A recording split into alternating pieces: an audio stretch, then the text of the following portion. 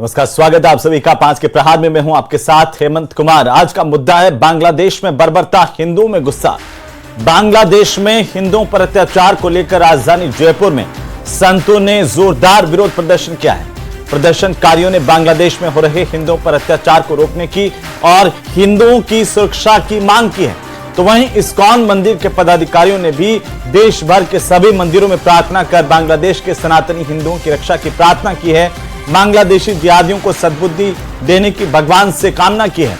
और इसके साथ ही इस्कॉन मंदिर के पदाधिकारियों की तरफ से 1 दिसंबर को देश दुनिया में स्थित मंदिरों में बांग्लादेश के हिंदुओं की सुरक्षा को लेकर प्रार्थना की है। और अब इस्कॉन मंदिर के पदाधिकारियों के द्वारा दुनिया में लगातार लोगों से मांग की गई है, सरकारों से मांग की गई है कि बांग्लादेश में हिंदुओं पर अत्याचार जो हो रहे हैं वो रोके जाएं और बांग्लादेश में रह रहे हिंदुओं की सुरक्षा सुनिश्चित की जाए। वहीं भारतीय संत समिति के अध्यक्ष स्वामी बाल मुकुंदाचार्य ने भी बांग्लादेशियों द्वारा हिंदू सनातनियों पर किए जा रहे अत्याचारों का घोर विरोध करते हुए कहा कि यदि जरूरत पड़ी तो बांग्लादेश भी साधु संत यहां से जाएंगे और ढाका में मातेश्वरी के दर्शन करेंगे, हिंदुओं की सुरक्षा की प्रार्थना करेंगे। आज इसी को लेकर के करेंगे प्रदेश की सबसे बड़ी चर्चा।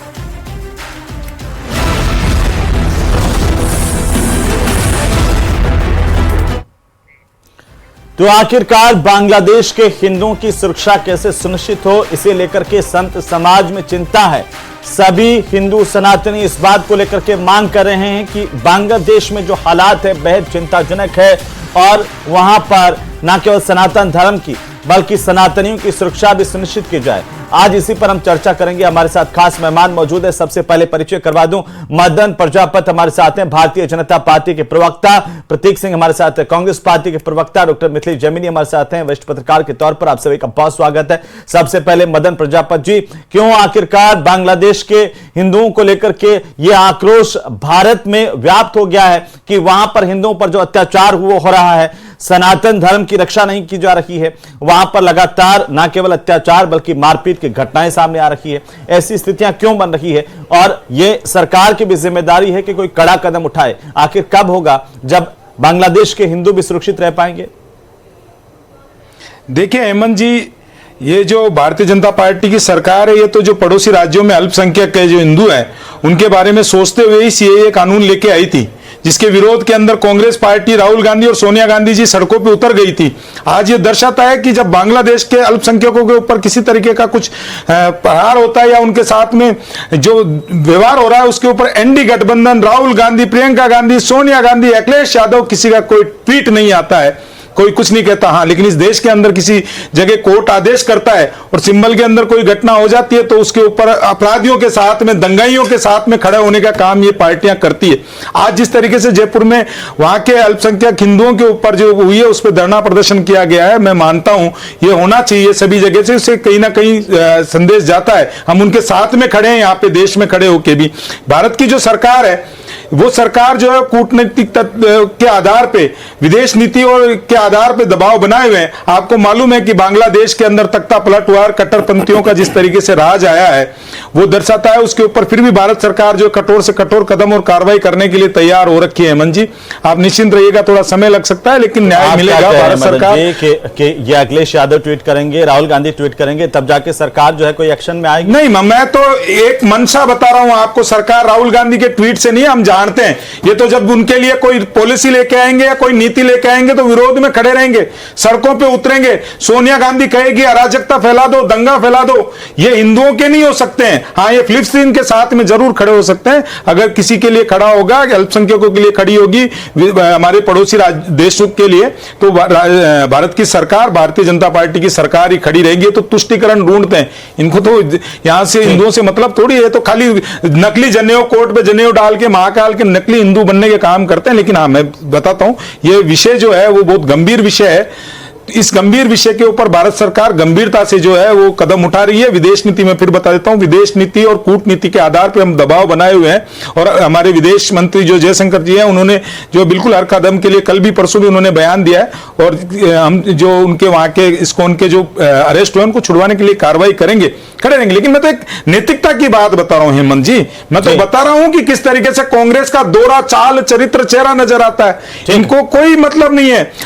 मैं फिर दोहराता हूं, इस देश में जब सीएए लागू किया गया, जब यहां के अल्पसंख्यकों के ऊपर अत्याचार कोई नया थोड़ी है, ये तो पाकिस्तान में भी हुआ है, ये तो बांग्लादेश में भी हुआ है। और जो विस्थापित लोगों को यहां बसाने के लिए जब कानून के तहत उनको नागरिकता देने का काम किया गया तो कांग्रेस पार्टी पूरी एनडी गठबंधन सड़कों पे था, वो विरोध कर रहे थे। आज मैं तो जानना चाहता हूं कि अगर कल को यहां के लोगों को स्थापित करके अगर कहीं जगह चाहिए तो कहां जाएंगे? अगर भारत में फिर इनको जगह देने की बात की जाएगी या भारत सरकार कदम उठाएगी तो सबसे पहले ये एनडी गठबंधन वाले जो है वो विरोध में खड़े हो जाएंगे, सड़कों पे आ जाएंगे, ये तुष्टीकरण देखेंगे, ये हिंदू मुस्लिम देखेंगे उसके अंदर।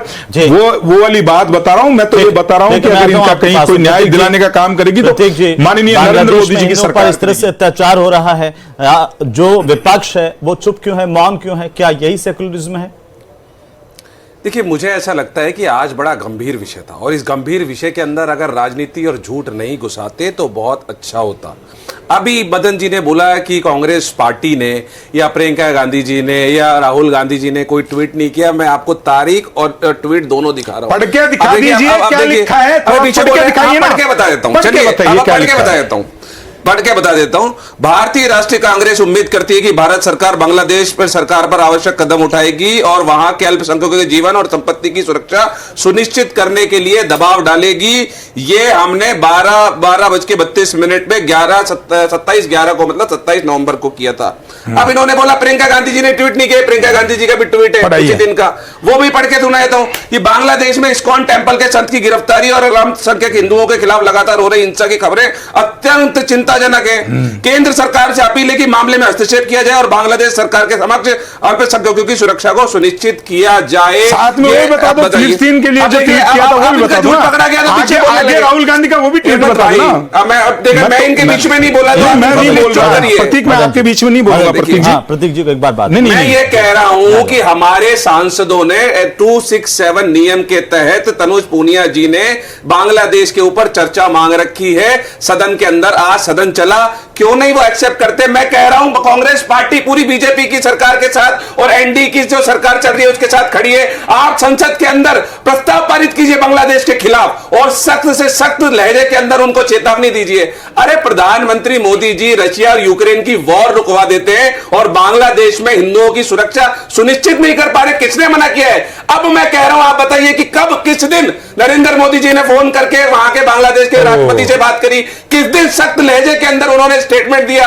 किस दिन उन्होंने सख्त लहजे के अंदर वहां पे आपत्ति दर्ज कराई कि हम ऐसा सहन नहीं करेंगे? अरे वो हिंदू हमारे भाई हैं, आप लेकर आइए हिंदुस्तान में, आधी रोटी खाएंगे और हमारे साथ रहेंगे और हमारा यही स्टैंड है। लेकिन ये सरकार कोई स्टैंड लेना ही नहीं चाहती है। बताइए, ना गृह मंत्री जी कोई स्टेटमेंट देते हैं, ना प्रधानमंत्री जी कोई स्टेटमेंट देते हैं। सिर्फ जो रक्षा मंत्री, जो विदेश मंत्री है, वो स्टेटमेंट जारी करने का खेल खेल रहे हैं। अरे आप जो संत, जो कोलकाता के जो संत कह रहे हैं उनकी बात सुनिए, आप वहां के जो हिंदू कह रहे हैं उनकी बात सुनिए। लेकिन सरकार सुनने को तैयार नहीं है। रशिया की यूक्रेन की वॉर रुकवा देते हैं, गाजा के ऊपर जो हमला करते हैं, जो फिलिस्तीन वो रुकवा देते हैं, लेकिन बांग्लादेश और मणिपुर में नहीं रुकवा पाते। आपको विपक्ष का क्या मिलेगा जब वो कह रहे हैं कि हम तो चाहते हैं कि संसद में सबसे गंभीर मुद्दे पर चर्चा हो जाए और जब इतना ही गंभीर मुद्दा है तो भारत सरकार स्टैंड ले? मैं संसद का भी बता देता हूं। और मैं एक प्रतीक जी ने बड़ी अच्छी जोरदार बात बोली आज। गलती से अगर राहुल गांधी, सोनिया गांधी जी ने सुन लिया ना तो आपको प्रवक्ता नहीं रहोगे आप।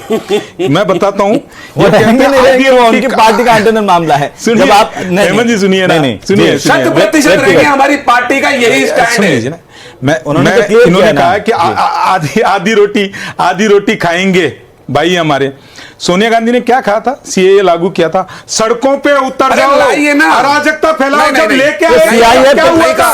CAA जब पे लेके क्यों जा आए रहे तो हैं? क्या हुआ था? नहीं कहा। जब CAA नहीं लेके कहा। आए थे, CAA नहीं कहा, देखिए, आप CAA से अभी बांग्लादेश के हिंदू की सुरक्षा सुनिश्चित हो रही है क्या? क्या हुआ था? अरे हेमंत जी सुनिए ना, जी। मैं 10 सेकंड दीजिएगा मेरे को। CAA से क्या हेमंत जी क्या मेरा लाभ मिल रहा है आग्रह उनको आप है, बता दीजिए। CAA जब लेके आए थे, वहां विस्थापित हिंदुओं को जब वहां पे प्रताड़ित थे, उनको जब नागरिकता दे रहे थे, विरोध कौन कर रहा था? सड़कों पे अराजकता कौन फैलवा रहा था?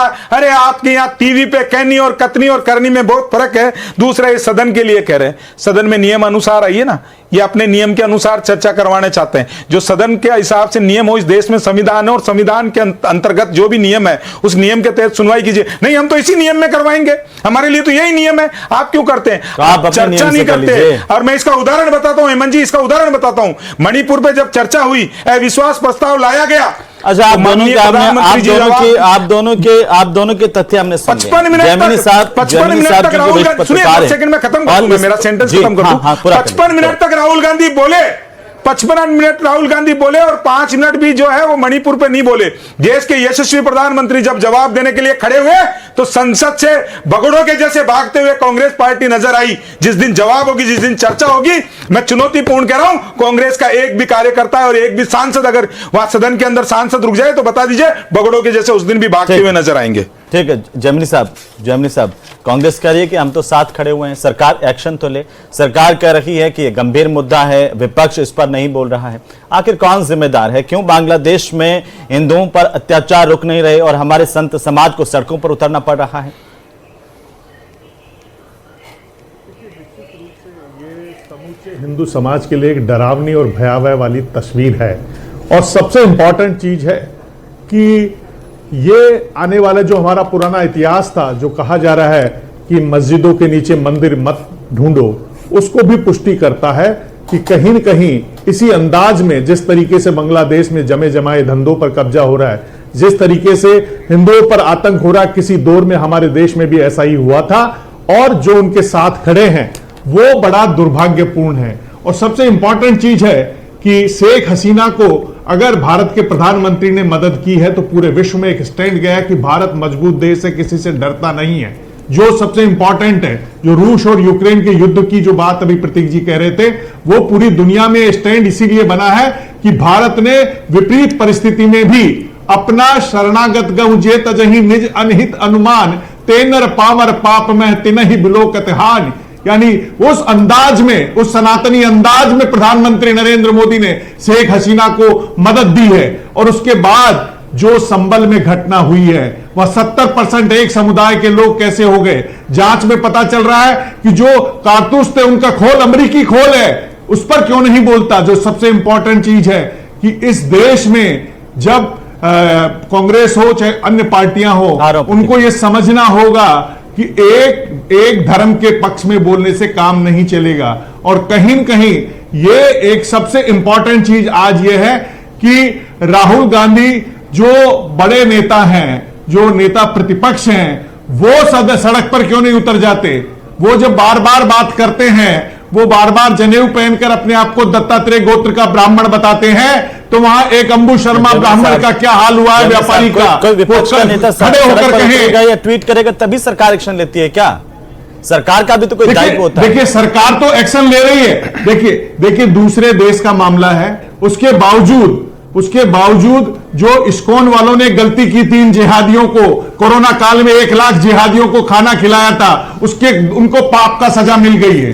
तो इस्कॉन ये तमाम हिंदुओं के लिए जो सौहार्द की, जो व्हाइट कॉलर तथाकथित अपने आराम को बचाने के लिए सांप्रदायिक सौहार्द और उसकी बात करते हैं कि देश का विकास नहीं होगा।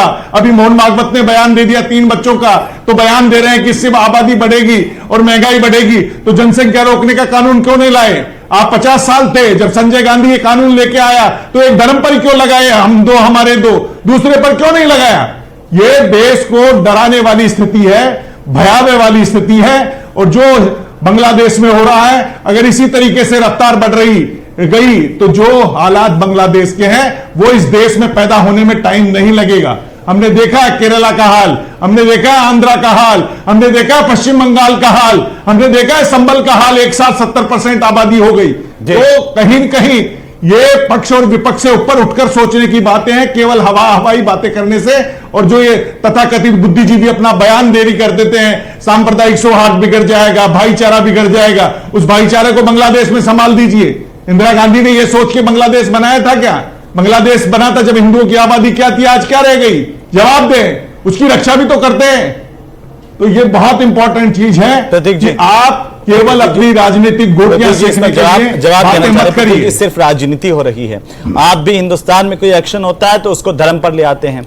आप कहते हैं कि शांति दूतों पर कार्रवाई हो गई है। अब आप देखिए कि वहां क्या हाल हो गया, जो तस्वीरें वहां से सामने आ रही है प्रतीक जी, देखिए हेमंत भाई, बड़ा दुखद है। मैं ये कह रहा हूं, नहीं बिल्कुल, और मैं ये कह रहा हूं कि जो राजनीतिक विश्लेषक हैं उन्होंने पूरे समय क्या हो रहा है हिंदुस्तान के अंदर या पूरी दुनिया में क्या हो रहा है उस पर बात कर ली, इस पे बात नहीं की कि जो बांग्लादेश में हिंदुओं पे हो रहा है उसका समाधान क्या है। हम ये कह रहे हैं कांग्रेस पार्टी पूरी समाधान अंतर्राष्ट्रीय स्तर पर जाए ना, कांग्रेस अपना वो भेजे, बीच में बोलने लगे, अपना प्रतिनिधिमंडल भेजे, बोले नहीं आप चुपिए, तो सही, हम प्रतिनिधिमंडल भेजे आप अंतर्राष्ट्रीय।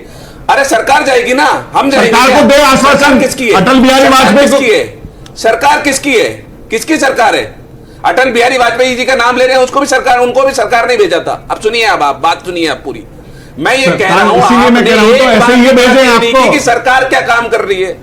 हेमंत भाई इनको चुप कराइए, बीच बीच में डिस्टर्ब करते रहते हैं। नहीं करेंगे, आप पूरा मैं ये कह रहा हूं कि कांग्रेस पार्टी तो पूरी सरकार के साथ खड़ी है। वहां पे आप संसद में आप प्रस्ताव पारित कीजिए, जिस नियम पे सरकार चाहती है उस नियम पे चर्चा करा लीजिए। वहां से एक प्रस्ताव पारित कीजिए और प्रस्ताव पारित करें, कड़े शब्दों में वहां पे भेजिए कि हिंदुस्तान जो है वो बांग्लादेश में हिंदुओं के ऊपर अत्याचार नहीं करेगा। ये स्थितियां क्यों बनी है आज सनातन के सामने, ये स्थितियां क्यों प्रकट हो गई है, ये इसका जिम्मेदार कौन है प्रतीक जी? और सीधे तौर पर आप पर आरोप लगते हैं कि आपने सेकुलरिज्म के नाम पर ये सब फैलाया। आप एक तरफ वर्शिप एक्ट लाते हैं, दूसरी तरफ जो है वक्फ बोर्ड को अधिकार दे देते हैं, और यहां पर अगर कोई अपनी पुरानी धरोहर की बात करता है तो आप पैरवी कर रहे हैं हिंदुओं की। नहीं आप मेरी बात, अब मैं ये कह रहा हूं, जो आप उस पर लगातार चर्चा कर लीजिए, लेकिन सबसे ज्यादा जो अभी जरूरी मुद्दा है वो जरूरी मुद्दा है कि बांग्लादेश में हिंदुओं की सुरक्षा कैसे सुनिश्चित की जाए।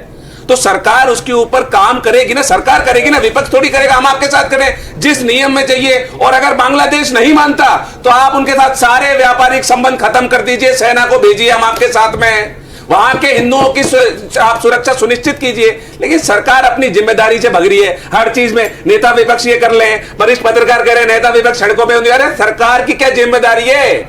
वहां पे चाय बनाने के लिए भेजा है क्या? मदन जी इसका जवाब दे रहे हैं। मदन जी सीधा जवाब देखिए जो आपने पूछा था वो उसका जवाब नहीं दिया है प्रतीक जी ने। उन्होंने नहीं कहा कि वक्फ बोर्ड और वर्शिप एक्ट के बारे में जवाब नहीं देंगे, नहीं देंगे। लेकिन सबसे जरूरी मुद्दा आज हिंदुस्तान, लेकिन ये जरूर करेंगे जो हिंदुओं की सुरक्षा है वो करिए, उस पे पहले बात। प्रतीक जी, जब ये सरकार में रहेंगे तो इस देश में इनके प्रधानमंत्री बयान देंगे कि देश के संसाधनों के ऊपर पहला अल्पसंख्यकों के ऊपर मनमोहन सिंह जी का पत्रकार सुनाने की जरूरत नहीं है, बोलने दीजिए। उन्होंने अल्पसंख्यक बोला है, मुसलमान नहीं बोला, फिर आप झूठ बोल रहे हैं। आपके लिए अल्पसंख्यक एक ही है, नहीं, आपके लिए होंगे अल्पसंख्यक, हमारे लिए तो बहुत सारे हैं। मैं बता देता हूं अभी, बांग्लादेश की स्थितियों पर सरकार क्या कर रही है और सरकार की जिम्मेदारी क्या है, विपक्ष की जिम्मेदारी क्या है? विपक्ष की उन्होंने बताई, आप अपनी बताइए। मैं तो बता हेमंत जी, जब अगर ये बोलेंगे तो मैं उसका जवाब दूंगा ना। हाँ। विषयों के जो विषय इन्होंने उठाए मैं उसका जवाब तो दे दूंगा। आपके सवाल का बिल्कुल जवाब दूंगा, मैं कहीं नहीं जाऊंगा। ये कांग्रेस का जो ये राग है ना, ये सरकार ये करे वो करे, जब सरकार करती है तो मैं फिर एक बार याद दिला देता हूं, ये सड़कों पे आते हैं किस तरीके से दिल्ली बंद रहा। आप तो हेमंत जी गवाह है ना, सीएए लागू किया था ना, किसके लिए लागू किया था, किसके लिए किया था? और सोनिया गांधी का मैं चुनौती से कह रहा हूं, चलिए दिखा चुनौती से कह रहा हूं, आप तो पत्रकार हैं, आपने तो रिकॉर्ड किया है, नहीं कहा सोनिया गांधी ने कि आप आ जाइए सड़कों पे अराजकता से फैलाइए, सुना देंगे। लेकिन ये राग पुराना है, और ये पुराना कांग्रेस का जब 1950 के अंदर जवाहरलाल नेहरू ने अपनी कैबिनेट की बैठक के अंदर मुसलमानों को आरक्षण देने की बात की थी, और जो है फिर झूठ है। मैं बताता हूं, इतिहास के पन्नों को निकाल के कोट करके बता दीजिए। मैं बता अगर बोला हो तो फिर झूठ बोल रहे हैं। मैं बता देता हूं। देखिए हेमंत भाई आपकी सारी बातों से भाग रहे हैं।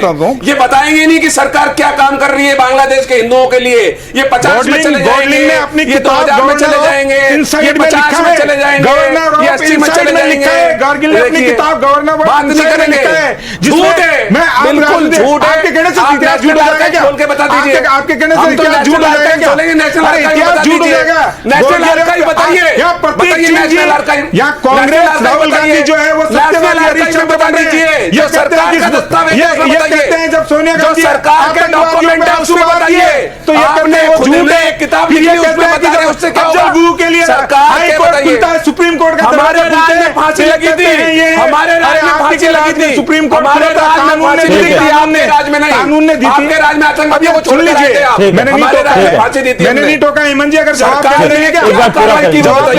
प्रतीक जी, प्रतीक नहीं सरकार दीजिए ना। प्रतीक जी, उनको अपनी बात तो रखने दीजिए ना। प्रतीक जी, उनको अपनी बात तो रखने विदेश भागेंगे, मैं आ जाऊंगा विरोध करके आएंगे, देश की नीतियों का विरोध करेंगे, वहां जाके कहेंगे अल्पसंख्यकों के साथ कार्रवाई कर रही है सरकार। हम तो कार्रवाई कर रहे हैं, आप क्या कर रहे हैं? नकली हिंदू बन के घूम रहे हैं। आप क्या कर रहे हैं? सिंबल में आप आतंकवादियों के साथ खड़े थे, दंगाइयों के साथ खड़े थे। ठीक है जैमिनी साहब, भारत में अगर हिंदू अपनी धरोहर को लेकर के भी बात कर दें तो ये हो जाता है भाई सेकुलरिज्म कहां गया, मानवाधिकार कहां गए, ये एक पक्ष को दबा रहे हैं। ये सब बांग्लादेश में क्या हो रहा है? सरेआम मूर्तियां तोड़ी जा रही हैं। कल हमने देखा काली मंदिर की मूर्तियां किस तरीके से तोड़ी गई हैं। पुजारियों को जेल में डाला जा रहा है, हिंदुओं को चुन चुन के मारा जा रहा है। उस पर कोई किसी को कुछ क्यों नहीं दिखता है? जैमिनी साहब, कौन जिम्मेदार है ये जो हालात पैदा हुए हैं? इन्होंने कानून नहीं मदन प्रजापति, एक मिनट, जैमिनी साहब को बोलने दीजिए। जैमिनी साहब, देखिए सबसे इंपॉर्टेंट चीज है कि भारत के मूल संविधान के प्रस्तावना में जो आर्टिकल 42 के तहत संशोधन किया इंदिरा गांधी ने, समाजवाद और सेकुलरिज्म वर्ड जोड़ा। वो सेकुलरिज्म वर्ड मूल संविधान की प्रस्तावना में नहीं था। तो सबसे इंपॉर्टेंट चीज है वो सेकुलरिज्म वर्ड अब भारत के लिए डरावना हो गया है। हमारे पड़ोसियों के साथ जो हश्र हो रहा है हमारे लोगों के साथ, वो डर पैदा करने का काम सेकुलरिज्म के नाम कथित सेकुलरिज्म का जो काम किया है, वो सेकुलरिज्म अब भारत में एक नया डर पैदा हो गया है। देखिए दूसरे देश में जो घटना हो रही है इसको कंट्रोल करने के लिए किसी भी दूसरे मुल्क को जो अंतर्राष्ट्रीय हमारे कानून हैं उनके तहत ही कार्रवाई कर रही है, उनके तहत उनसे बात की जा रही है, उनके तहत जो अमेरिका सरकार ने भी मेरा छोटा सा सवाल है, जब अन्य देश फिलिस्तीन के मुद्दे पर विपक्ष पूरा एक हो जाता है, सनातन के नाम पर, हिंदुओं के नाम पर पक्ष विपक्ष एक क्यों नहीं होते हैं सर? क्यों ये राजनीतिक बातें बीच में आ जाती हैं? देखिए कहीं न कहीं जो इनके वोटों का लोभ है, कांग्रेस को लगता है कि हमारा वोट बैंक कहीं खिसक नहीं जाए। इंपॉर्टेंट चीज यही है, कांग्रेस अपने वोट बैंक के चक्कर में उनको यह लगता है कि ये 20% का जो वोट बैंक है वो 20% का वोट कहीं खिसक नहीं जाए। और वो वोट बैंक असदुद्दीन ओवैसी, देखिए अभी आप गुस्सा मत होइए। अभी देखिए आपके समर्थित सरकार थी, जब आतंकवादियों के ऊपर मारे जाते हैं, देखिए आप पूरा कर लीजिए, जैमिनी साहब पूरा कर लीजिए। एक मिनट प्रतीक जी प्रजापति जी, मदन प्रजापति जी, एक मिनट सुन लीजिए सर, सुन लीजिए सर। हम तो सुन ही रहे, बीच में ये बोल रहे हैं। सबसे इंपॉर्टेंट चीज है जी, जब इनके पास नहीं होता तो ऐसे ही करते हैं। इंपॉर्टेंट चीज है कि हमने अब कांग्रेस को डर ये लगना है कि असदुद्दीन ओवैसी की वजह से या महाराष्ट्र में जिस तरीके से बुरी तरह चुनाव हारे हैं, उसके बाद अब इनके लगता है कि कहीं न कहीं ये वोट बैंक वापस हमारे पास सिमट आ जाए। यूपी में उपचुनाव में क्या हो सकता है सोल्यूशन? राजनीति तो सच्ची बात है। आप कांग्रेस केवल मुस्लिम वोटों के लिए कांग्रेस काम करती रही है। कांग्रेस केवल मुस्लिम वोटों के लिए काम करती रही है। पार्टी सिर्फ मुस्लिम आप देखिए, आप केवल मुस्लिम वोटों के लिए काम करती रही है। और हिंदुओं के ऊपर अन्याय होता है जब आप कुछ नहीं करते हैं। नहीं हो सकता है, सत्ता पक्ष और विपक्ष दोनों एक नहीं हो सकते हैं। बोलिए, हम चाहते हैं, मैं बोल के जा रहा हूं। देखिए जब हिंदुओं पर होता है कुछ भी तो कांग्रेस को अपने वोट की बाटला हाउस याद है? प्रतीक जी बाटला हाउस याद है क्या? प्रतीक जी आप कार्रवाई क्यों नहीं कर रहे? प्रतीक जी बाटला हाउस याद है क्या आपको? प्रतीक जी बाटला हाउस याद है? बाटला हाउस याद है क्या? बाटला हाउस भूल गया? हिंदू याद है कि नहीं है? सोनिया गांधी का याद है कि नहीं आ रहे उनके? हाँ, सब याद है। में दर्द है कि नहीं है? आप बताइए बांग्लादेश के हिंदुओं के लिए। आपको बाटला हाउस पता है ना आपको, सोनिया गांधी का? ठीक है, वो उनको आंसू आ गए थे, लेकिन हिंदुओं पर आंसू नहीं आएंगे। नहीं है, बताइए कब बोला सोनिया गांधी जी ने? बताइए कब बोला सोनिया गांधी जी ने? देखिए, कांग्रेस की प्रवृत्ति है कि अगर पत्रकार सवाल पूछ ले तो वो भारतीय जनता पार्टी का एजेंट हो जाता है। राजनीतिक विश्लेषक अगर सही जवाब दे दे और तथ्यों से इनका अवगत करा दे और इनका ज्ञान दे दे तो वो भारतीय जनता पार्टी का पत्रकार है। भाई, आप अपने अंदर झांकिए, आज देश समझ रहा है और जब खड़ा हो रहा है हर राजनीतिक दल का हाल है। नहीं, हम तो नहीं कहते हैं कभी। आप बताइए, मैंने कभी किसी बोला हो किसी को, अगर कांग्रेस का प्रवक्ता या सीधा एक अंतिम टिप्पणी है, ये जो लब्बो-लुआब क्या है, हिंदुओं की सुरक्षा हम कैसे सुनिश्चित करेंगे? क्या इस राजनीति से ऊपर उठ करके पक्ष विपक्ष एक साथ सनातन को बचाने के लिए आगे आएंगे? जी, जिस दिन सनातन की बात होगी, हिंदुओं की बात होगी, सेकुलरिज्म लेके पार्ट लेके बीच में आ जाएंगे ये। मैं फिर कहता हूं, आप बार बार मेरी बात पे गौर नहीं कर रहे। मैं तो उदाहरण के तौर पे याद दिला रहा हूं, सीएए लागू इसीलिए किया गया था ना। ठीक है, बहुत शुक्रिया इस चर्चा में शामिल होने के लिए। बांग्लादेश के हिंदुओं पर अत्याचार को लेकर के सिर्फ सियासत हो रही है भारत में। उम्मीद की जानी चाहिए कि पक्ष विपक्ष और तमाम राजनीतिक दल बाकी मुद्दों पर जिस तरीके से आक्रामकता दिखाते हैं, मानवाधिकार बताते हैं, वो हिंदुओं को बचाने के मुद्दे पर भी एक साथ आएंगे।